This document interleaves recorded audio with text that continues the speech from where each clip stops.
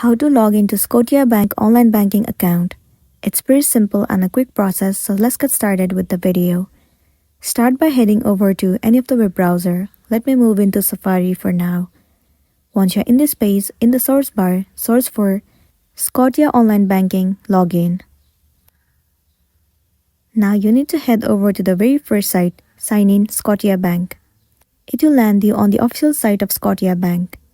Now in order to sign in or log into your account, all you want to do is enter your login credential, as in your username or the card number, and then enter the password of your Scotiabank account. If you want them to remember your username or card number, then you can click on this checkbox and then click on sign in.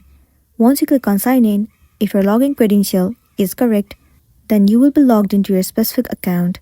After that, you'll be good to go. So that's the wrap for this video. If it was helpful, give it a like and check out our next tutorial. Thank you.